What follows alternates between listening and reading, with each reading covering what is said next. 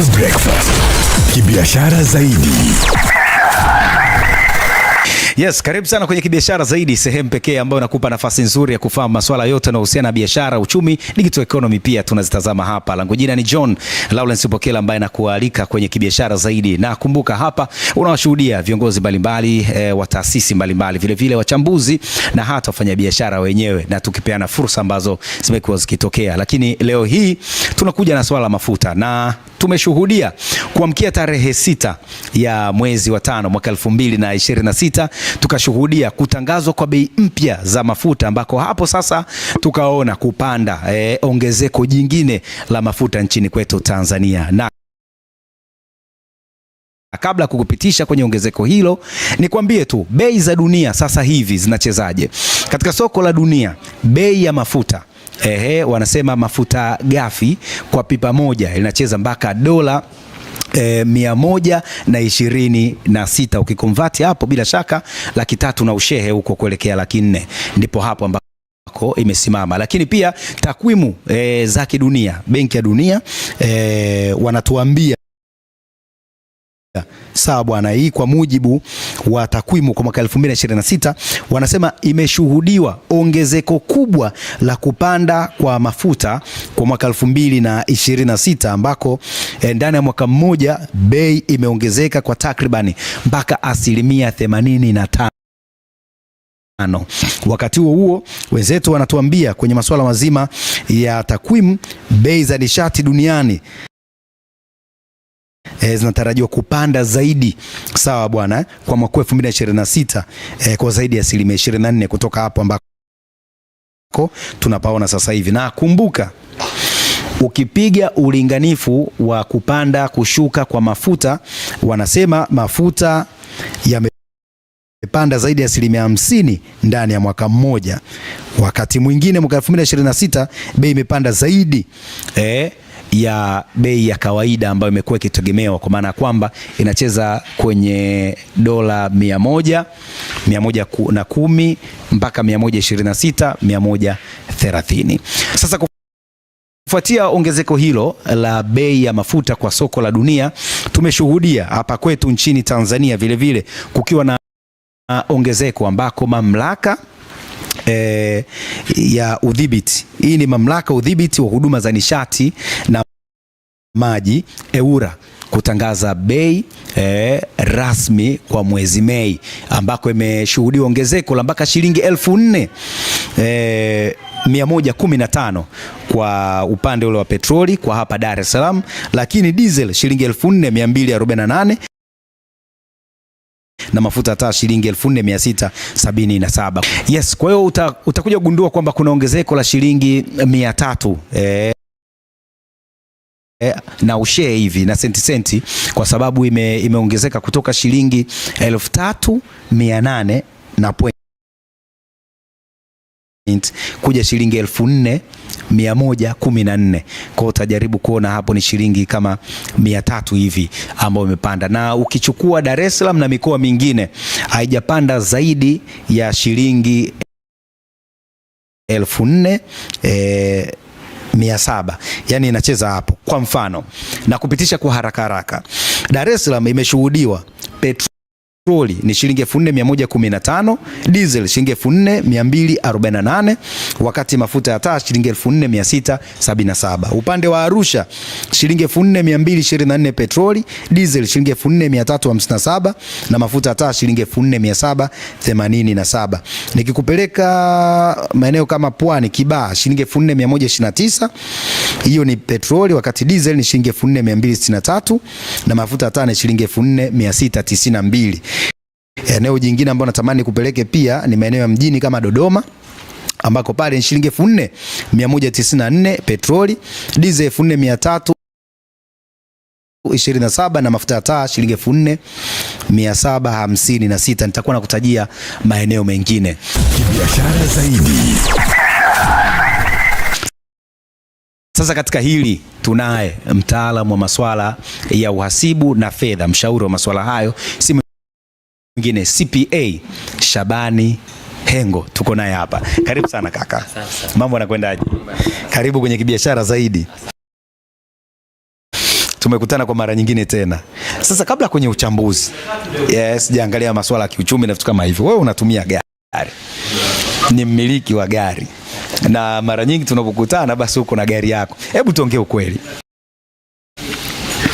mafuta shilingi 4,000 au shilingi 3,000, unasikia watu wanalalamika huko, wengine wanaongea vile, wengine utasikia bwana, imepanda sana, si nini. Lakini kuna mtu tutumie neno, ana request wakati mwingine mpaka shilingi 12,500 au 15,000 mpaka 16,000 anaenda sehemu.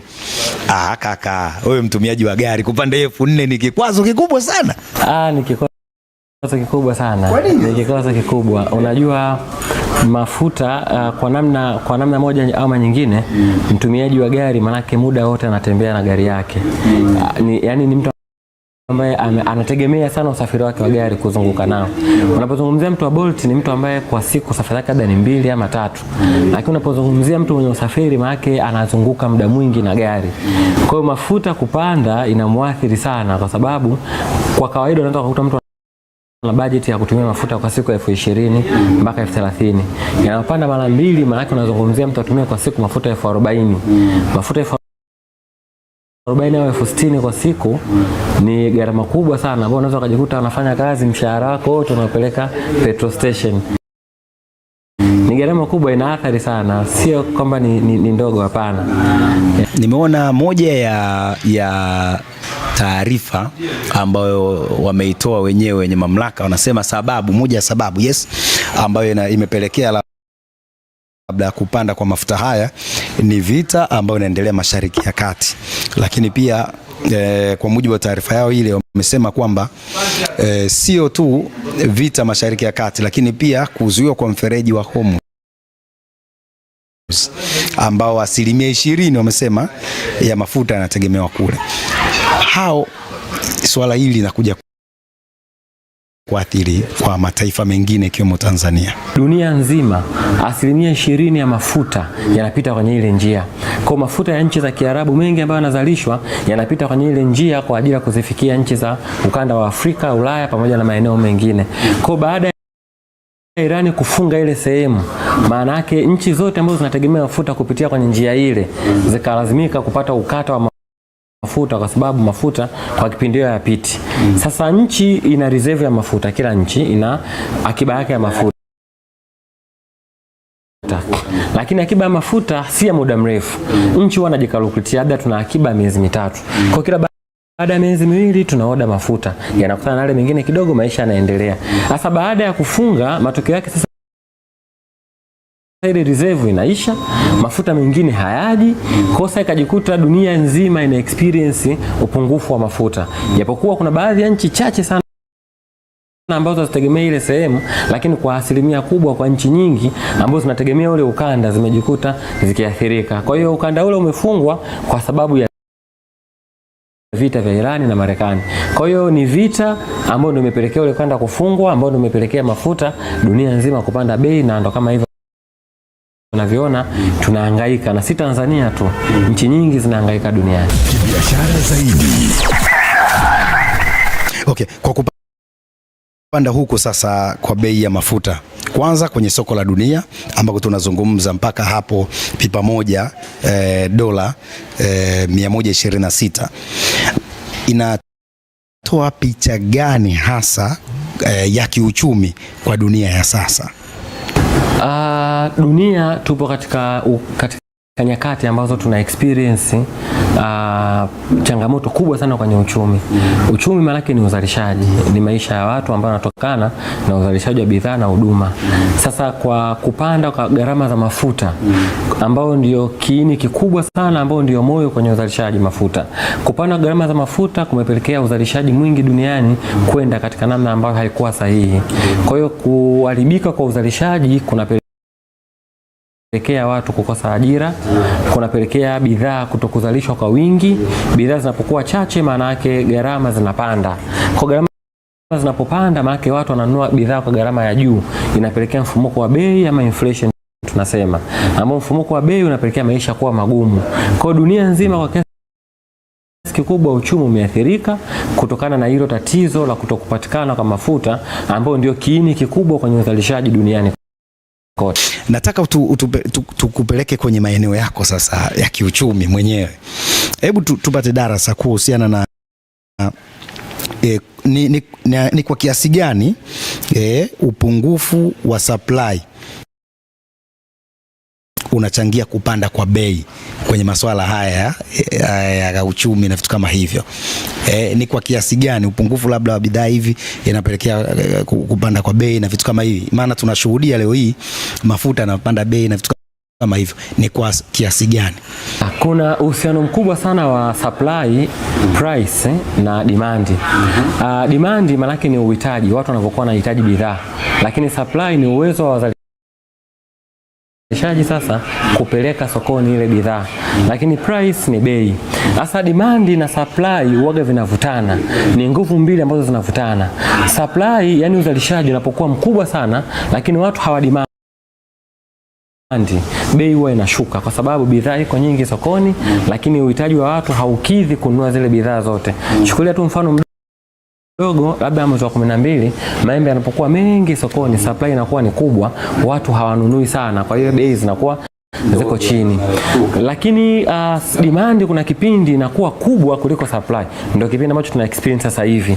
Mafuta yanahitajika sana, lakini uzalishaji wake au upatikanaji wake ni mdogo, automatic bei itapanda kwa sababu watu wako tayari kulipa hela nyingi lakini ili wapate, lakini sasa hakuna kinachopatikana. Kwa hata wazalishaji wanakuwa na nguvu ya kuongeza bei kwa sababu wanajua hata tukiongeza bei bado watu wana uwezo wa kuyanunua na yakaisha. Supply inapokuwa ndogo, automatic bei inakuwa kubwa kama demand iko pale pale, iko juu bado, kwa sababu wazalishaji wanaweza wakauza kwa bei hata ya juu, lakini bado wanunuzi wanaendelea kuyahitaji zile bidhaa, wanaendelea kuzihitaji. Kwa hiyo ndio kinachosababisha sasa bei iwe kubwa supply inapokuwa ndogo. Kibiashara zaidi. Lakini sasa kwa nini Tanzania inadumbukia ama nchi za Afrika zinadumbukia kwenye mnyororo wa kupanda kwa bei haraka sana wakati tatizo liko nje? Si unaelewa? Na moja ya maswali ya watu wengi sana wako hapo. Yaani kwa mfano tumetoka mwezi April tulikuwa 3000. Tukadumbukia mwezi mwingine tunazungumzia 4100. Hebu tuweke sawa kwa uchambuzi, na nyinyi wenzetu uchumi mnajua masuala ya biashara nyinyi. Karibu. Labda tujue kitu kimoja kwanza. Mafuta yale sio ya kwetu. Tunayanunua. Tunaponunua ndo kuna tatizo. Kwa hiyo na wao kule supply yao imeshakuwa ni ndogo. Kwa hiyo Mtanzania ananunua mafuta kwenye petrol station, lakini serikali au wale wa regulators wale wameyatoa mafuta nje kule ambapo supply imekuwa ni ndogo. Kwa hiyo sisi tunanunua mafuta kwa bei kubwa kwa sababu serikali na wanunuzi wananunua mafuta kwa bei kubwa kule ambapo wanayatoa. Nchi za Kiafrika tunadumbukia kwenye mfumuko wa bei za mafuta kwa sababu mafuta tunapoyanunua bei imepanda kule katika nchi za Kiarabu, bei imepanda. Na nchi za Kiarabu kwa nini bei imepanda? Kwa sababu wanapata tabu, yani disruption, yani kuna utaratibu umeharibika wa uzalishaji na usambazaji wa mafuta wa kawaida. Ule utaratibu wa kawaida umeharibika. Kwa maana hiyo wanapitisha mafuta kwa shida, wanazalisha mafuta kwa shida. Kuna mabomu yanapigwa, kuna risasi, kuna nini. Uzalishaji umekuwa ni mgumu, usambazaji umekuwa ni mgumu zaidi. Meli inasafirishwa na escort, yani meli ya kubeba mafuta inasafirishwa na kulindwa. Lakini sambamba na hilo, hata gharama za bima, zile meli zinapita na gharama kubwa ya bima tofauti na awali. Gharama za usafirishaji zimeongezeka ongezeka.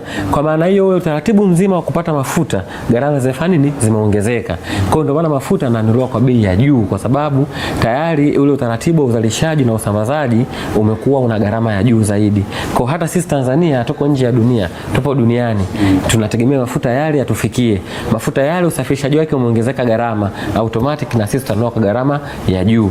Kwa hiyo tumeingia katika hiyo system kwa sababu ni janga la kidunia, si janga la nchi moja moja. Sekta gani zinaathirika zaidi inapotokea shida kama hii ya kupanda hivi? Usafirishaji mostly na uzalishaji ule wa moja kwa moja wa viwandani. Na nikwambie tu kwamba inapoharibika sekta ya usafirishaji duniani, kila kitu kitapanda bei, kwa sababu kwa kiasi kikubwa usafirishaji au logistic ndio inabeba kwa kiasi kikubwa uchumi wa nchi yoyote ile. Unapozalisha bidhaa ili ifike kwa wateja, logistic. Kuna baadhi ya bidhaa zina bei kubwa kwa sababu usafirishaji wake ni mkubwa kuliko hata gharama ya kuzalishia. Tuchukue tu mfano mdogo. Ukienda kununua gari Japani, labda mfano Toyota ST, unaweza kununua Japani kwa milioni hata 8.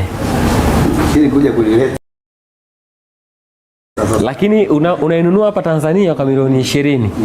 Sababu ni nini? Usafirishaji. Kwa unapoharibu usafirishaji, maana yake gharama za maisha na kila kitu kitabadilika, kwa sababu kila unachonunua kimesafirishwa eneo moja kwenda eneo lingine. Kibiashara zaidi. Lakini kabla ya kwenda kwenye sekta nyingine ambazo unaona labda sasa zimeathirika, kwa kwenye usafirishaji na ile ambayo umelizungumza na mafuta yanapanda kama hivi, kwa tutegemee pengine kwenye uchumi kuona bei zikipanda zaidi? Tutarajie mabadiliko ya bei, kwa sababu hatuoni mwanga kama hili jambo linaenda kuisha kwa haraka. Kwa bei zitakuwa zinapanda slightly kidogo kidogo, na nadhani hata sasa hivi unaweza ukafeel baadhi ya vitu gharama kidogo kidogo zinakwenda juu. Si tu mafuta peke yake, unaweza ukaona labda kwenye bidhaa fulani nauli na nini, baadhi ya maeneo sasa hivi hata bodaboda ukipanda ilikuwa buku sehemu unaambiwa buku jero. Kwa hiyo tutaanza ku experience sasa ongezeko la bei kwenye kitu kimoja kidogo kidogo. Kwa hiyo tuta experience hiyo kitu ambayo nimesema ni dunia nzima, ambacho kitu kikipanda bei kitu fulani kinapelekea kitu kingine. Serikali inatakiwa kufanya nini kunapokuwa na mchakato wa namna hii? Wengi huwa wanajiegemeza kwenye swala la ruzuku. Kwa taarifa hii nimeona walisema kuna ruzuku wametoa kwenye mafuta, sawa? Kwa mujibu wa taarifa ile nikiisoma, wanasema serikali kuna hatua imechukua. Wanasema nikisoma taarifa wanasema miongoni mwa hatua hizo, yani serikali imechukua hatua ni utoaji wa ruzuku ya takriban shilingi 259 kwa kila lita moja ya mafuta ya diesel. Mafuta haya ni muhimu katika shughuli za kiuchumi na kijamii, zikiwemo uzalishaji viwandani, usafirishaji na bidhaa za huduma za usafiri wa umma. Je, unafikiri ni hatua moja tu inaweza kuwa sehemu ya msaada kwa nchi za Kiafrika kwenye ruzuku peke yake, ama serikali sasa zinatakiwa kufanya nini? Solution ya nyingine apart from ruzuku, nje ya ruzuku inaweza ikawa ni kujaribu kutumia vyanzo vingine vya nishati ikiwemo gesi. Gesi imekuwa ni alternative au ni solution lingine kwenye uzalishaji na kwenye usafirishaji badala ya mafuta, na kama tunavyojua Tanzania pia tuliwahi kugundua tuna vyanzo vya gesi. Kwa vile vyanzo vinaweza vikatumika vizuri vikasaidia kupunguza lazima sana kutumia mafuta. Na unaweza kama utakuwa umeshaona kicho cha DIT, naonaga pale baadhi ya magari wanafunga gesi, inasaidia kupunguza ule ulazima sana wa kutumia petroli